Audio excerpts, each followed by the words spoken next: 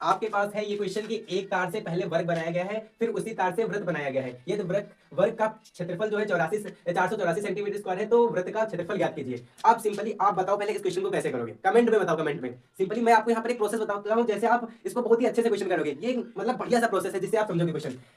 मैं वादा करता हूँ मैं जो बताने वाला हूँ वो आपसे डिफरेंट होगा। अगर आपके तरह सेम ही मैंने बताया है तो ये भी लिखना कि हाँ भैया मैंने भी यही सोचा था जो आपने बताया है। देखो मैं इसको कैसे करूंगा कि जो 484 सेंटीमीटर स्क्वायर है वो क्या होगा कि जो एक एक क्या है, वर्ग है। सिंपली वर्ग बना होगा।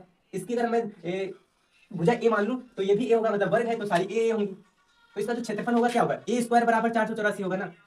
484 बराबर ए, सॉरी 484 बराबर होगा ए स्क्वायर बराबर 484 सेंटीमीटर स्क्वायर होगा। अब बताओ इसका जो 4a होगा, 4a वो बराबर में कितना होगा, 2 पाई आर के। क्योंकि बाद में इसी को तो हम लोगों ने लेकर वृत्त बनाया है, तो उसका जो 2 पाई आर होगा वो इक्वल होगा। अब देखो यहाँ से जो आर की वैल्यू होगी, आर की वैल्यू क्या होगी, 4a/2 पाई, 4a/2 पाई। आप समझो जो आप सिंपली यहाँ से निकालना क्या है, हमें वृत्त का क्षेत्रफल निकालना है। तो वृत्त का क्षेत्रफल क्या होता है, pi r square. Pi r square होता है। अब इसको हम रख लेते हैं, यहाँ पर आर की वैल्यू रख लेते हैं। पाई आर की वैल्यू हम क्या लिख सकते हैं, 4a/2 पाई, 4a/2 पाई का होल स्क्वायर।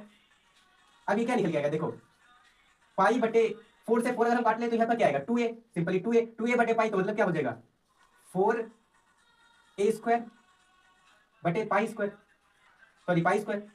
तो एक पाई से एक पाई कैंसिल आउट करें तो क्या होगा, 4a² बटे पाई।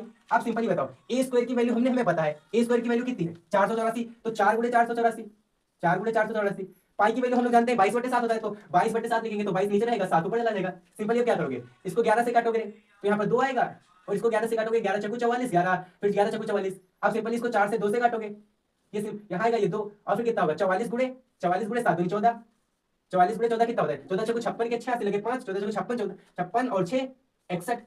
तो सिंपली इसका आंसर कितना आएगा, 616 सेंटीमीटर स्क्वायर। अब बताओ आपने भी यही प्रोसेस सोचा है या फिर यही मेथड अपनाया है जो हम लोगों ने किया है। अगर ऐसा किया है तो सच में आप कमेंट में लिखकर बताओ कि हाँ भैया मैंने भी यही कॉन्सेप्ट लगाया और इसी तरह क्वेश्चन को सॉल्व